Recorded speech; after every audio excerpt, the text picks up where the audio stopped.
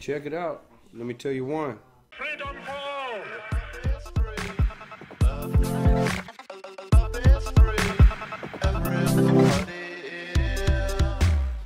What's up, my MMA brothers and sisters? This is Raul. We got a new episode. I'm going to talk about UFC 206. We just saw the fights last night, so we're going to go over the main pay-per-view. I actually got a special guest. His name is Oliver. You probably have not heard of him yet, but he's actually an amateur going to pro. He's going to have his first pro debut in this coming year. I want to say January, February. We'll get the details from him. But this is possibly a new pro fighter getting his career started, who maybe in a year or two from now, we might be seeing doing bigger and better things. So I'm really excited to talk to him a little bit about the fights. He is from Canada, so I thought it was appropriate because the event yesterday was in Toronto, of course. And so we'll talk a little bit about the fights. We'll learn a little bit about him, and let's get this show on the road. Hey. Oliver, how you doing, brother? Are you seeing me right now? Not yet. Right there. There you are. Oliver, how are you, sir? Hey. I'm fine. Thank you for the invite. I'm very excited for this. Is the connection all right? You know, we just got it started. It should keep going. So let's give it a go. Awesome. Okay. Well, Oliver, cool. I gave you a quick little invite. I actually don't know you too much. We met through Instagram. We kind of try to plan this out. So I always like to talk with people that love MMA and have some knowledge with MMA when I talk about fights. But at the same time, I am starting to want to find new fighters that are just getting their professional career started, and you have all the perfect stuff. You're from Canada. There was a Toronto event yesterday, but yeah, we'll talk about you and everything that's going on in your life and everything. But let's quickly talk about the fights yesterday. First of all, how did you like the event overall? Hey man, the event was really good. Most people said that was a low event and there was no hype around it, but for every person that looked at it, you all know that it was a great event. It was a great match. Yeah, how did everything feel out there? Because here in the States, you know, it was a big story that GSP was supposed to be on this card, and everyone was disappointed that he wasn't. Well, how'd it feel?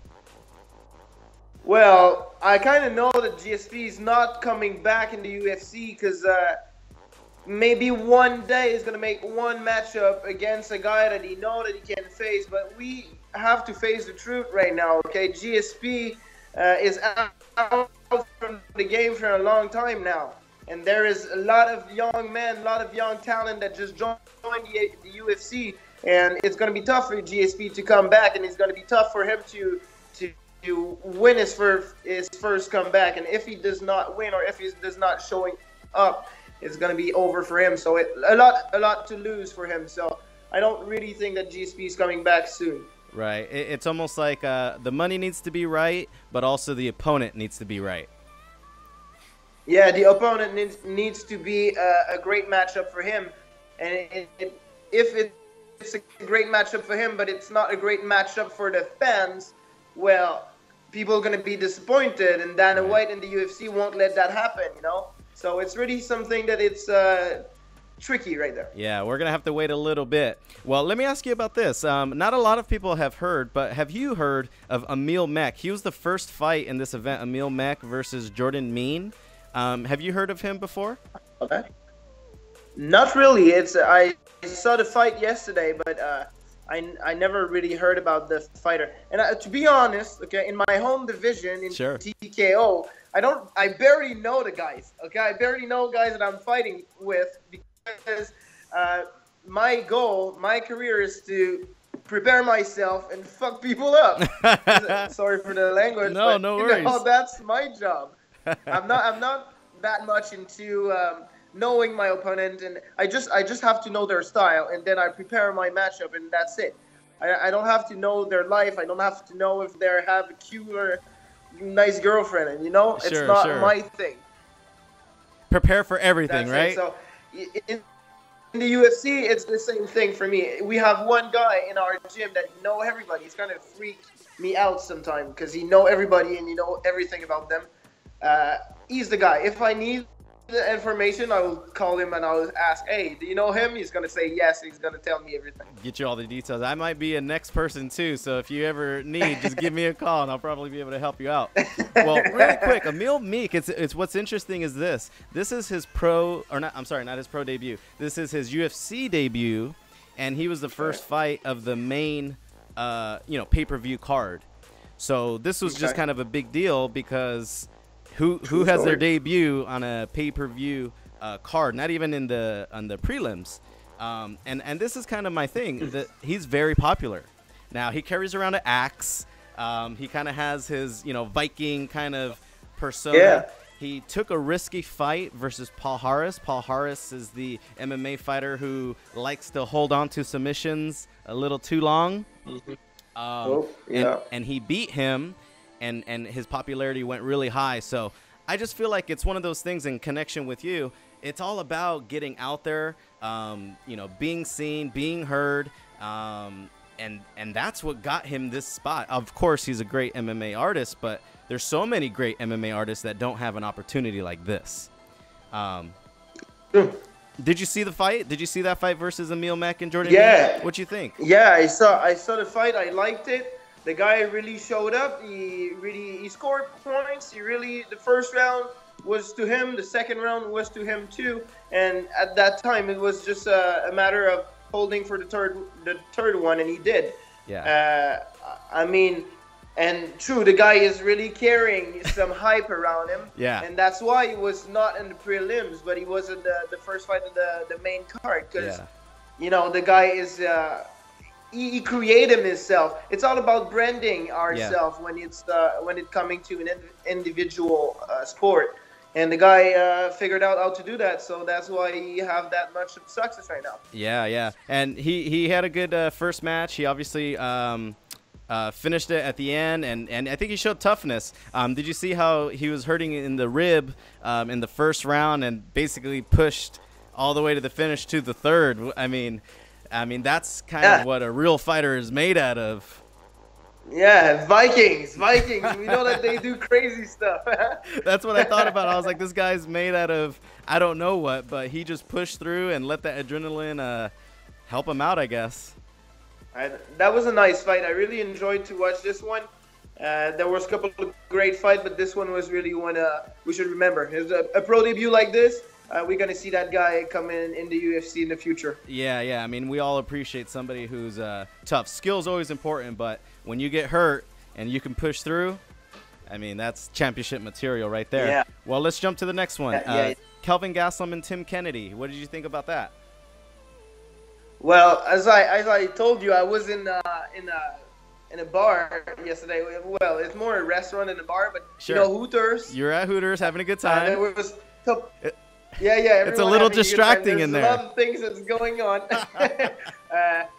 Seriously, I saw every fight, but as I said, it's difficult for me knowing every name, knowing everybody, and it's not something that's really important for me. When I'm looking at the TV, when I'm looking at the sport, I'm looking at more technical parts. Sure. I'm not really looking into who's that guy and what did he do before and after. I think that it's more your kind of stuff.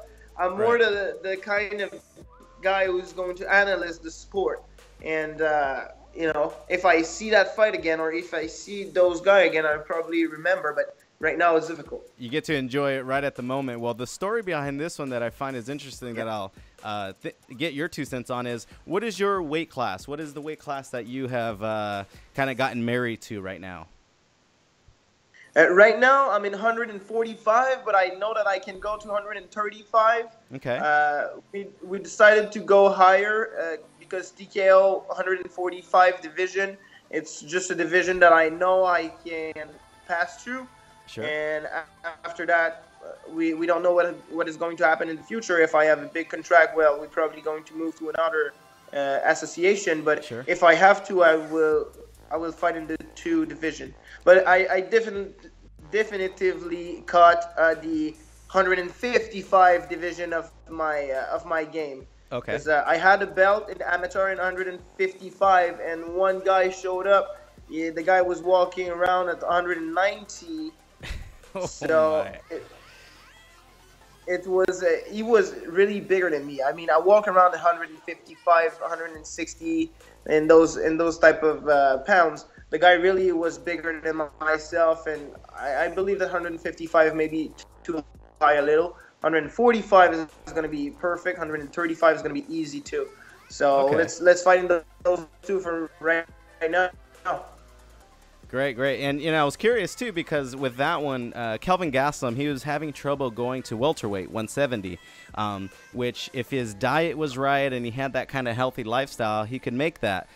He ended up fighting at 185. He did win the fight, but it's just one of those things that weight and how much do you cut, where do you feel best. Donald Cerrone, we're going to talk about him, and, he's fighting at 170, obviously continues to be successful. So I was just kind of curious to get in your input of what weight class you're in, and where do you feel the best? Do you think 145 is the Goldilocks, the sweet spot for you? For right now, it will, but I believe that 135 will be the sweet spot for me. Okay. Because I'm right now. If I just cut my water, I can make my weight right now, and my fight is in 4 months. So, I mean, I'm really into my 145, and I may arrive short. I may arrive 143 or something. Okay. It's not that sweet, So I really believe that my weight class is going to be 135. And to answer the question of the weight cut, all athletes manage to find their sweet spot. It's really about how their metabolism is made. I'm a person that is just heavy, naturally heavy. Sure. There are some person that are not. You see Olivier Mercier. This guy is big for his category. He look big, but he's just light. Yeah. That's it. His body, his bones, his muscles are just lighter than another guy. So it's really going to depend how are you made and what are you up to do for a weight cut. Right. There's people that love food way too much to cut their weight. Yes, you know what? Kelvin Gastelum, that's probably his right there. Well, let's actually move on to the next one, because this is actually your weight class, 145, at least in the UFC. Yeah. Cub Swanson and Doo Ho Choi. This was actually a big fight. Doo Ho Choi's been knocking people out, first round finishes. I am part of the hype. I knew of him a long time ago, but Cub Swanson was just going to be a tough fight. What you think of that one? It was. Man, the guy have a chin, At the end of the third round, he was just hitting punches, and he was not even close to fall down. The guy have a real chin, and he's super young. I think he's my age. He's 22 years old or something. I believe so. The guy is young, man. He's a young boy. Super boy. Yeah, he is. It's kind of, well, en français, it's dommage. What is it in English? Sorry for my English, guy. No, you're okay. I said to you. I'm a French-Canadian dude, like GSP. I think my English is a bit better than GSP, though. That's what I mean. I've heard GSP over the years, and I can understand him. So believe me, your English is perfect. Okay. Well, I was disappointed a little because I followed the guy, and I enjoyed his four first fight. Yeah. And I was a bit disappointed because I was behind him. He created hype into me, so I was behind him. But, he showed up. He made a tough fight. Yeah. It was, I don't believe that it was supposed to be unanimous. It should be split. I believe he fought a good fight, but, it might be good for him just to have a first tough one, so he just gonna stand up way bigger and way stronger. He's young. You have time in front of him. Yeah, and just like he said, I guess this is what losing feels like. I'm gonna take this, and I'm never losing again. That's it. What they translated to. So, that was just a ridiculous. I don't know if that was fight of the night. I think it probably should have been. Yeah, it should have been. Both ways, it was just like, I think those are the most exciting when each guy kind of has their time, but maybe one just takes over. Yeah. It was amazing performance by Cub, no doubt. I believe you were going to tell me that your favorite fight was Donald Cerrone and Matt Brown? Yes, it is. Tell me about that. That was the Donald next fight. Cerrone. Yeah, Donald Cerrone is really, for me, one of the elite athlete of the MMA sport. The guy is always ready. The guy, I feel like I see him fighting like every week. Like once a month Is that at least, right? Donald Cerrone. I'm pretty sure he even said, "Oh, I'll No, fight in 2 Donald weeks." Cerrone is. You got another one. You see, this guy is really hustling hard. Okay, Yeah. He's training every day, and he's fighting really more than everybody in the UFC, I think. And I'm always impressed with the reaction of Donald Cerrone. You know, it's something to have timing and all, and to have speed and all that. But you know, timing is starting by the reaction. Donald Cerrone is always so quick with this. As you see yesterday, his knockout came from just the fact that the guy was unbalanced in his outside. As I say, I'm looking fight at a way more technically because that's my sport. Sure. The guy was a bit unbalanced, and he decided to just roll in the outside of his opponent, of Cerrone, which is the way to do it. Okay, that's what we want. But when he did that, Cowboy was already in front of him. He had the reaction so quick. Right. The switch kick was already there, right at the right spot, right on the jaw. The guy just fall down. I am always impressed when I see Cowboy Cerrone fighting. I believe that was the best fight yesterday night. Yeah, that is the essence of a fight IQ, of repetition, muscle memory. Just, I mean, and because he fights so often, it's just, you know, it's kind of like if you didn't fight for 3 months and then just fought again, you got to get everything back going. But when he's constantly competing, man, he's a force to be reckoned with. Yeah, you can see how smooth he is in the octagon, how relaxed he is. Because it looked like he's sparring. It looked like he's just in another practice, another day of job, and you just get in and he's super smooth. He's scared nobody. He's not scared of getting knocked out or any of this. The guy just step in, do his job, and mostly get back with an amazing performance. Definitely. Well, I know you have a practice coming up soon. I want to get to your stuff. Let's just quickly give props to Max Holloway. For me, I think Anthony Pettis, I think the lesson learned here, he even said it at the end of his fight, 145 was too hard. You know, cutting so much weight. Hey, it's tough. And like you said, I mean, if you look at him, I mean, Max Holloway is taller, but like you said, it all really depends on the person's body. He makes 145, Pettis can't. Look at Joe Cormier.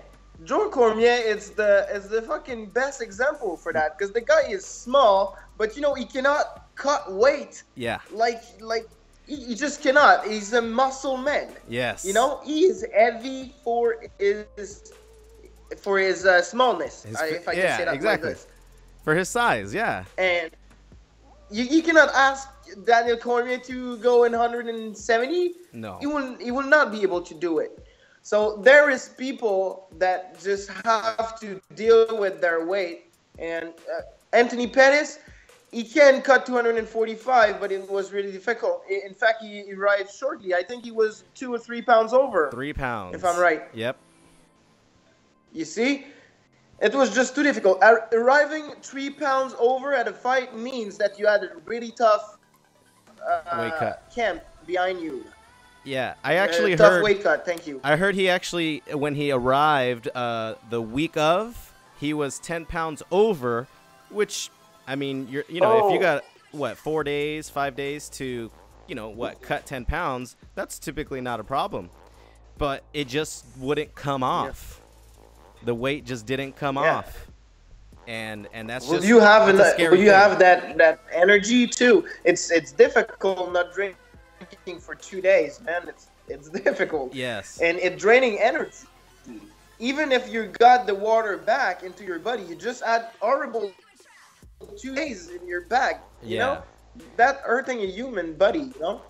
So I believe that Anthony Pettis is right. He may be more at his best. In fact, he may be at his best in another at lightweight. Gotcha. Because for you, 145, if anything, like you said, you can make 135. How tall are you again? 5'7". You're 5'7". Yeah, I mean, you're basically my height, so to make 135 is actually very impressive. You walk around real lean, though. You're very lean. Yeah, I walk around at 155 right now because I start my training camp. Normally, if I'm not into a training camp, I'll walk around 160, 162 pounds. That's my normal weight. But yeah, cutting to 135, I mean, it means that I have to cut 143, and after that, I get that 8 pounds from water. Right, right. So it's not that much of a big deal, but I will not go lower than 135. It's my max, I believe. Yeah, yeah. I mean, it sounds 135 sounds perfect for you. So 145 is fighting a little heavier, but having the option, as we've seen, you know, especially in certain promotions, if there's the 2 weight classes you were able to dominate, I mean that equals good, very good if you're able to do that. So Oliver, please take the mic. Let us know. You know, about yourself. How did you get into mixed martial arts? Tell us about your amateur fights. And the most important thing that I'm very excited for you is your pro debut coming up. So please give us all the details. Okay, well, I think the first thing to know is that I started mixed martial art only 1.5 years away. I started that 1.5 years, but I was training for 12, 13 years. Wow. I made many sport before entering in mixed martial arts. I started training at 9 years old, in fact. I made gymnastics, I made football, I made halterophilia. I think you call it weightlifting. Sure. I made many sports, okay? And I decided at a certain point that, is it going to be my career? Is it going to be something that I want to do for the rest of my life, training hard every day? And I decided, yes, exactly what I want to do, in fact. I feel comfortable in the gym. I feel comfortable selling myself in social media, or even, you know, I feel comfortable talking to people. So I believe that MMA could have been the right choice. And answering the question, how I started, I was just in Saint-Jean-sur-Richelieu. I decided to move from my hometown because I want to bigger my opportunity. I want to be able to get more opportunity in life in general. I was not even aiming for MMA at that time. But yeah, I was training in the gym, and I suddenly out of nowhere saw a little room. I asked the man, can I go in this room? He said, well, normally for private classes, but yeah, you can go. Just don't break anything. So I'm like, okay. I enter in the room, and there's an old bag. It really looked old and nasty, but there's a punching bag down there.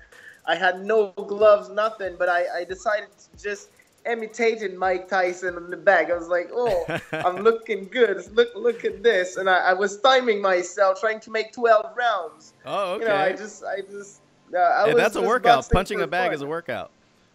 Yeah. I wanted to upper my cardio. Sure. So instead of making bikes, I decided to do that. And one day, I decided to make an extra training of the day because I was just pumped up, you know. Sure. I went to the extra training at an hour that I never went in the gym, and get in the place. There's somebody on my back. I'm like, hey, who are you on my back, on my whole back, you know? Yeah, and the guy appeared to be Nathan Roy.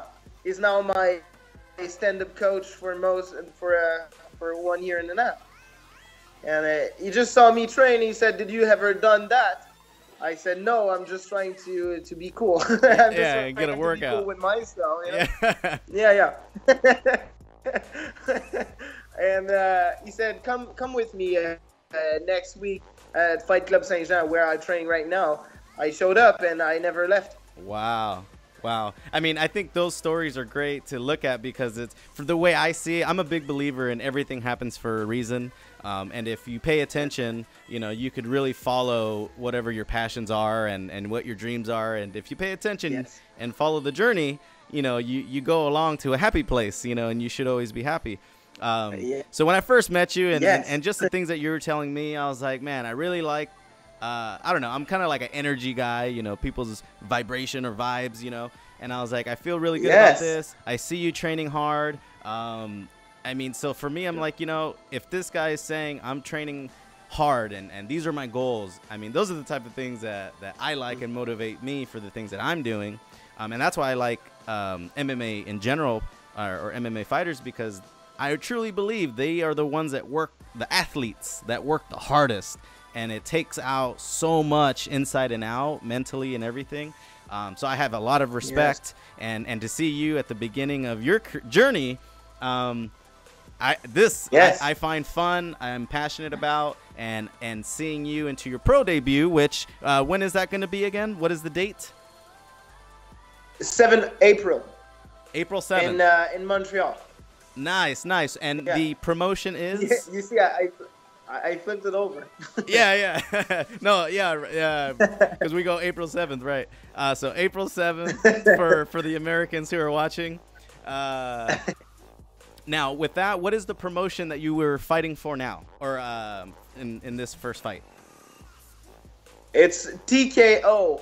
Okay. Well, TKO is reborn. TKO 36 has reborn, and it's going to be 37 next month, the 13, where my training partner, Alexander Slicer, is going to make his pro debut too. Sweet. He is a really great mixed martial artist, 125 pounds. He is a really nice fighter. You'll definitively see him in the future, probably in the UFC too. We are making our debut in TKO because it's the biggest association in Canada. So I wouldn't feel comfortable going around the world trying to represent my place if I didn't even fight into your hometown, you know? Absolutely. And is this something where it is going to be viewed? I mean, a lot of places these days are, you know, maybe they're not obviously pay-per-view or Showtime, of course, but these smaller promotions, sometimes they're starting to get into like live streams and that type of thing. Do you know if there's going to be a way for us to see it? Yeah, there's in fact, sorry. There's actually, it's not a small association. It had been bought by the UFC, so it's going to be at UFC Fight Pass. Oh, yeah, fantastic. It's in the S2 TSN. Wow, I'm a Fight Pass member, which a lot of times I float I float my boat because they're like, man, you pay monthly for that. I'm like, I love MMA so much. Yes, I watch it all the time. Yeah, man, it's the best app.